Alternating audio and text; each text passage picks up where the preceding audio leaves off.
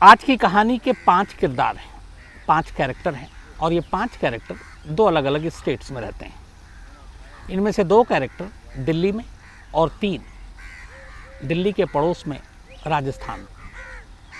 कहानी करीब 11 साल पुरानी है और ये एक ऐसे कत्ल की कहानी है जिसको सुलझाने में 9 साल लग गए और शायद ये कभी सुलझता भी नहीं और एक परफेक्ट मर्डर की कैटेगरी में ये कहानी आ सकती थी, लेकिन कई बार होने को कुछ और हो जाता है। पुलिस भी लगभग हार चुकी थी, पुलिस को लगा कि कुछ होगा नहीं, पुलिस को ये मालूम था कि किस पे शक है लेकिन सबूत था नहीं, तो उठाने का भी कोई फ़ायदा नहीं था। लेकिन किस तरीके से ये कहानी शुरू हो तो कैसे कहानी आगे बढ़ती है और कैसे कहानी अपनी मंजिल तक पहुंचती है, ये सारा आपके सामने है। कहानी की शुरुआत होती है 2010। दिल्ली के पास एक अलवर जगह है, अच्छी सी जगह है। अलवर के ही डिस्ट्रिक्ट में एक गांव है, उस गांव का नाम है तपुकरा। तपुकरा एक छोटा सा गांव है, देश के बाकी गांव जैसे। इस गांव में तमाम लोगों के बीच एक लड़का रहता था, उसका नाम था कमल सिंगला। कमल सिंगला का छोटा मोटा कंस्ट्रक्शन का काम, और उसी के पड़ोस में उसी गांव में एक लड़की रहती थी जिसका नाम था शकुंतला। कमल की उम्र 2010 में करीब 22 साल थी, शकुंतला करीब 20-21 साल की। दोनों गांव में रोज़ मिलते, एक दूसरे की नज़रें चार होती और धीरे धीरे फिर दोनों में दोस्ती हुई और प्यार हो गया। लेकिन ये शहर नहीं बल्कि एक गांव था, तो गांव में बातें बहुत छुपती नहीं है ज़्यादा दिनों तक। छोटा सा इलाका होता है, आप कहाँ मिलेंगे अकेले में, कोई ना कोई देख लेगा। लेकिन इन लोगों ने तमाम एहतियात बरती, कोशिश की कि किसी की नज़र ना पड़े, इनके प्यार का सच किसी को सामने ना आए, तो छुप छुपा के मिला करते थे। लेकिन कुछ दिनों के बाद गांव वालों की नज़रें पड़ गई इन दोनों की हरकतों को देखकर। दोनों के एक दूसरे को देखते हुए कई और लोगों ने देख लिया, इशारा करते हुए देखा, फिर अकेले में इन लोगों को मिलते हुए देखा। तो अब गांव में चर्चा शुरू हो गई और यहीं से दिक्कत शुरू हुई। उसकी वजह ये थी कि दोनों 2 अलग अलग जाति के थे और गांव बिरादरी में आपको पता है ये चीज़ें बहुत मायने रखती हैं। तो लड़के के घर वालों को भी मालूम हुआ लोगों के ज़रिए कि कमल जो है वो सिंगला से प्यार करता है। उसके बाद शकुंतला के घर वालों को भी पता चल गया कि शकुंतला गांव के एक लड़के कमल के साथ प्यार करती है। अब घर वालों को एक तरह का डर सताने लगा, क्योंकि दोनों के कास्ट शादी की इजाज़त दे नहीं सकते थे, जो बिरादरी के नियम थे उसके ख़िलाफ़ जा नहीं सकते थे। तो अब क्या करें? उन्होंने अपने दोनों बच्चों को समझाया अलग अलग, लेकिन दोनों मानने वाले थे नहीं। इस दौरान में शकुंतला के घर वालों को लगा कि बात आगे बढ़े, इससे पहले शकुंतला की कहीं और शादी कर दी जाए। अब उन्होंने आनन फानन में शकुंतला के लिए लड़का ढूंढना शुरू कर दिया। ये बात कमल को भी मालूम थी और शकुंतला को भी, दोनों परेशान होने लगे। इसी बीच में ढूंढते ढूंढते कुछ महीने गुजरे और आखिरकार शकुंतला के लिए घर वालों ने एक लड़का तय कर लिया। ये लड़का दिल्ली के शामली इलाके का रहने वाला था, बल्कि समाल खां, शामली यूपी में, तो दिल्ली में एक जगह है समाल खां, वहाँ का रहने वाला था। और लड़के का नाम था रवि कुमार, सीधे साधे अच्छे फैमिली का लड़का। उसके पिता का नाम जय भगवान। तो शकुंतला के घर वाले रवि के घर वालों से मिलते हैं, दोनों घर वालों के बीच में बातचीत होती है, लड़का लड़की को देखते हैं और आखिरकार रिश्ता तय हो जाता है। अब ये बात कमल को पता चल चुकी है। कमल परेशान हो उठता है कि शकुंतला की शादी हो जाएगी तो उसका क्या होगा, वो उसके बिना रह नहीं पाएगा। उसके दिमाग में ये सारी चीज़ें चल रही थी। अब वो सोचता है कि कैसे क्या करे कि शकुंतला उसी की हो जाए। अब वो फिल्में देखना शुरू कर देता है। आजकल आपको पता है सोशल मीडिया, ये सारी चीज़ें बहुत पावरफुल हो गई हैं, तो बहुत सारे लोग आइडियाज़ के लिए इधर उधर ये सारी चीज़ें देखते हैं। तो परेशान शकुंतला से बिछड़ने का दुख, अफसोस, और उसी में कमल ने अब फिल्मों का सहारा लिया और फिल्में देखने लगा कि शायद वहाँ से कुछ ऐसे आइडियाज़ आए। वो तमाम फिल्में देखने लगा, लेकिन उसने 2 फिल्में जब देखी आखिर में, एक फिल्म थी हमराज और एक थी हेलेन ऑफ ट्रॉय। इन दोनों फिल्मों को देखने के बाद उसके दिमाग की बत्तियां जल गईं और उसने एक नया तरीका सोचा शकुंतला को पाने का। तरीका सही नहीं था, ख़तरे भी बहुत थे। कानून के भी खिलाफ था। लेकिन हमराज और हेलेन ऑफ ट्रॉय इससे प्रभावित होकर उसने एक प्लान बनाने की तैयारी कर ली। अब इस प्लान के हिसाब से दो चीज़ें बहुत ज़रूरी थी। एक, शकुंतला की रजामंदी, उसका इस प्लान में शामिल होना, और दूसरा किसी एक और शख्स का जो उसकी हेल्प कर सके। पहले उसने अपने हेल्प के लिए किसी को ढूंढना शुरू किया। तो एक गणेश कुमार आता है कैरेक्टर, 5 कैरेक्टर जो मैंने आपको बताए थे, एक रवि और एक जय भगवान बाप बेटे, शकुंतला और कमल का एक दोस्त बल्कि ड्राइवर भी था, उसका नाम था गणेश कुमार। कमल ने एक दिन मौका देख के गणेश से बात की और उसने कहा कि उसे एक काम है और इस काम में वो मदद करेगा, वो उसे 70,000 रुपये देगा। गणेश गरीब, 70,000 रुपये बहुत होते हैं। वो कमल की बात में आ गया और उसने हाँ कर दी। इसके बाद अब कमल ने शकुंतला से बात की और उससे कहा कि तुम रवि से शादी करने से इनकार मत करना, बल्कि तुम शादी करना। अब शकुंतला ये सुनकर पहले तो सकपका गई, घबरा गई कि ये क्या, ये तो प्यार करता है और ये मुझे ही कह रहा शादी करने के लिए। फिर उसने पूरी प्लानिंग बताई। उसने कहा कि देखो, अगर तुम शादी करती हो रवि से तो उसके बाद ही हम दोनों मिल सकते हैं और हमारी शादी हो सकती है। लेकिन एक शर्त ये भी है कि जब तुम रवि से शादी करोगी तो कम से कम कुछ दिनों तक, महीना 2 महीना, चाहे कुछ भी झूठ बोलो, रवि के करीब मत जाना। मतलब एक मियाँ बीवी के बीच में जो रिश्ता होता है उसके साथ तुम फिज़िकल रिलेशन मत बनाना, जिस्मानी ताल्लुकात मत बनाना, और कोई ना कोई बहाना कर देना। फिर उसने खुद भी आइडिया दिया कि बहाना ये है कि तुम उसे बता देना कि उसने कोई मन्नत मांगी है और दोनों की शादीशुदा ज़िंदगी अच्छी हो, खुशगवार हो, लंबी हो, तो उसके लिए ये है कि दोनों एक दूसरे से अलग रहेंगे कुछ वक्त के लिए। ये बात कमल ने शकुंतला को समझा दिया। शकुंतला मान गई। इसके बाद आखिरकार 8 फरवरी 2011 में शकुंतला और रवि की शादी हो जाती है। 8 फरवरी को शादी होती है। शादी के अगले ही दिन 9 फरवरी को प्लान के हिसाब से शकुंतला वापस अपने मायके आ जाती है। वो एक ही दिन सिर्फ ससुराल में रुकती है। तो एक दिन के बाद वो आ गई। अब उधर रवि और उसके घर वाले बुला रहे हैं। अब वो कुछ चीज़ें बता रही है कि अभी हमने कुछ मन्नत मांगी है, ये सारी चीज़ें हैं। तो ये टालती रही। इसके बाद लगभग 1.25 महीना बीत गया। 1.25 महीने बीतने के बाद 21 मार्च को आखिरकार कमल अब शकुंतला से कहता है कि वो अपने ससुराल जाए, रवि के पास। 21 मार्च को शकुंतला रवि के पास समालखा पहुंचती है, ससुराल में रहती है। और फिर बात वही थी कि अभी हम लोग अलग अलग रहेंगे, मियाँ बीवी के तौर पे कोई रिश्ता नहीं होगा क्योंकि मन्नत मांगी है और बस ये 1 हफ्ते के अंदर ये मन्नत पूरी हो जाएगी। रवि भी पढ़ा लिखा समझदार, उसने कहा कि अगर उसकी बीवी ऐसा कह रही है तो कोई बात नहीं है, दोनों की भलाई के लिए। उसने भी कोई ज़ोर ज़बरदस्ती नहीं की।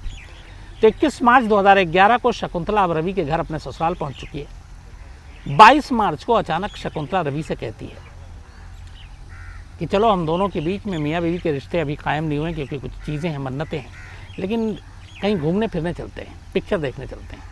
रवि खुश हो जाता है। 22 मार्च को शकुंतला रवि को तैयार कर घर से निकलती है, लेकिन साथ में ये भी कहती है कि जाने पिक्चर देखने या शॉपिंग करने से पहले एक रिश्तेदार हैं जो शकुंतला के ही रिश्तेदार समालखा के पास ही रहते हैं, उनके घर जाना है। शादी के बाद वो गई नहीं तो उसने कहा कि मैं उनसे मिल लूँगी।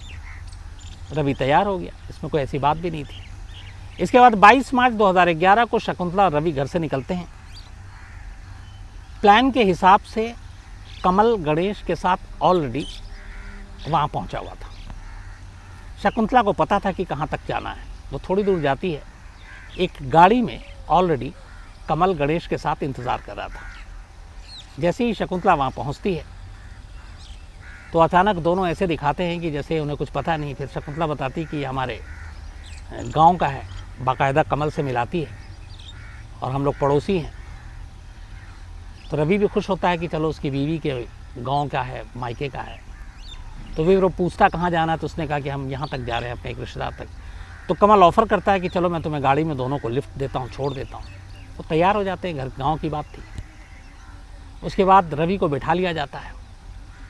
बिठाने के बाद अब कमल जो है वो शकुंतला को उसकी रिश्तेदार के घर से कुछ दूरी पर ड्रॉप कर देता है। रवि भी उतर रहा है शकुंतला के साथ जाने के लिए, लेकिन तभी कमल उससे कहता है कि आप बाद में चले जाना, मुझे आपसे 5 मिनट अकेले में कुछ बात करनी है, ज़रूरी बात है। कमल को लगता है इसमें कोई ऐसी बात नहीं है, कोई शायद मदद की ज़रूरत हो। वो कहता है ठीक है। तो अब उसको उतारने के बाद शकुंतला को कमल, गणेश और रवि अब उसी कार में हैं। कार अब वहाँ से चल पड़ती है। इस दौरान में वो उसको पानी वानी ऑफ़र करता है और इत्तेफाक से उसमें बेहोशी की दवा थी, क्योंकि ये सारी साजिश पहले से बनी हुई थी। वो पीता और रवि बेहोश हो जाता है। इसके बाद दोनों मिलकर उसका गला घोंट देते हैं। तब तक अंधेरा हो चुका था। गला घोंटने के बाद अब ये गाड़ी को उसी तपुकरा की तरफ मोड़ देते हैं, अलवर समालखा से।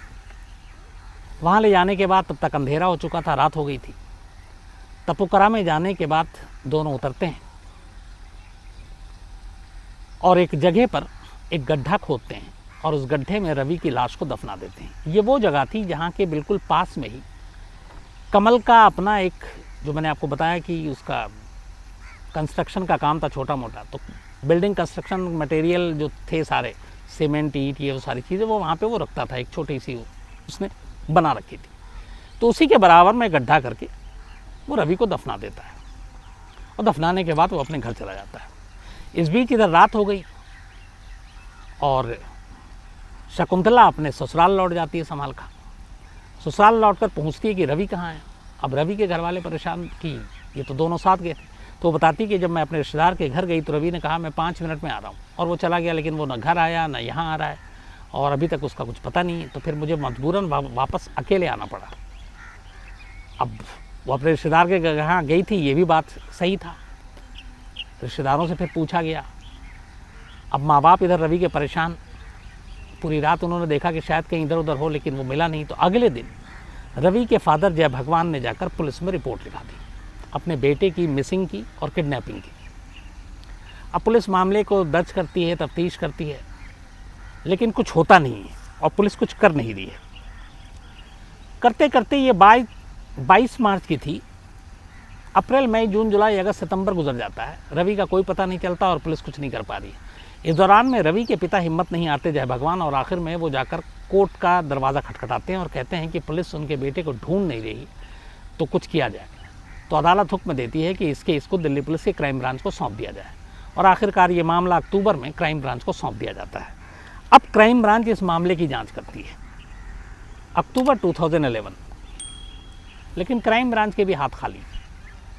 वो तमाम शकुंतला के गांव से लेकर रवि के दोस्तों से लेकर 22 मार्च की पूरी घटना, सिलसिलेवार कड़ियाँ, सारी कहानियों को जोड़ती है, लेकिन रवि का कोई सुराग नहीं मिलता है। धीरे धीरे करके साल दर साल गुजरते जाते हैं। 8 साल बीत जाता है। 2011 का ये मामला अब 2019 में आ गया था। इन 8 सालों में पुलिस को कई बार लगा कि कुछ शकुंतला का बिहेवियर जो है सस्पिशियस है, डाउटफुल है। शकुंतला के भाई के ऊपर भी शक हुआ, लेकिन सबूत कुछ नहीं था। जब 8 साल बीत गए तो क्राइम ब्रांच इस मामले की जांच करते करते लगभग थक गई थी। तभी उन्होंने इस बीच में एक और काम किया। कुछ पुलिस वालों को, ख़ासतौर पर सादी वर्दी में, शकुंतला और इनके घर वालों को इर्द गिर्द लगा दिया कि ज़रा इनकी आप मूवमेंट, इनकी हरकतों को आप देखो। और इसी दौरान में फिर ये कहानी भी सामने आई धीरे धीरे। ये कहानी पहले भी आई थी कि शकुंतला गांव के एक लड़का कमल सिंगला उससे प्यार करती थी, इसीलिए शकुंतला की शादी जल्दी हो गई। लेकिन चूंकि वहाँ पे कोई ऐसी सस्पिशियस चीज़ मिली नहीं थी, न कमल को लेकर न वो, तो पुलिस के हाथ में कोई सबूत भी नहीं था। लेकिन जब पुलिस सादी वर्दी में लगी तो फिर कुछ चीज़ें पता चली, और ये पता चली कि शादी के बाद भी शकुंतला रवि के साथ घुलती मिलती रही है। तब पुलिस को लगा कि कहीं इन रिश्तों के चक्कर में ही तो रवि गायब नहीं हुआ, और गायब हुआ है तो कहाँ, 8 साल हो गए। अब ये भी शक था कि 8 साल के बाद उसका ज़िंदा होना तो नामुमकिन सी बात है। अब पुलिस क्या करे? इस दौरान में पुलिस ने फिर जब पुख्ता तौर पर हो गया कि शकुंतला और इनके रिश्ते थे कमल के, और कमल के साथ फिर पुलिस को गणेश के बारे में पता चला जो उसका ड्राइवर था, ये बहुत ख़ास था। फिर पुलिस को ये भी पता चला कि जिस दिन ये गायब हुआ था ये लोग दिल्ली में थे।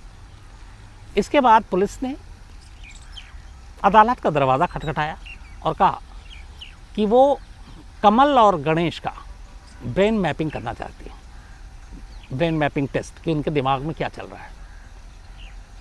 इससे पहले इन लोगों से लगातार बुलाकर पूछताछ की गई, घंटों पूछताछ की गई, लेकिन इन तीनों ने लगातार एक ही बयान दिया कि उन्हें कुछ पता नहीं, कोई जानकारी नहीं, और पुलिस के पास कोई सबूत भी नहीं था कि वो उनको अरेस्ट कर लें तो फिर कोर्ट में मामला गिर जाए। आखिरकार ब्रेन मैपिंग के लिए अदालत कन्विंस हो गई और उसने इजाज़त दे दी। इसके बाद अहमदाबाद के लैब में, फॉरेंसिक लैब में कमल और गणेश की ब्रेन मैपिंग होती है। वहाँ उनसे वैसे ही सवाल पूछे जाते हैं और सारी चीज़ें होती हैं, और उस ब्रेन मैपिंग में वो दिमाग सब कुछ उगल देता है जो दिल और ज़ुबान 8 साल तक नहीं उगल पाया था।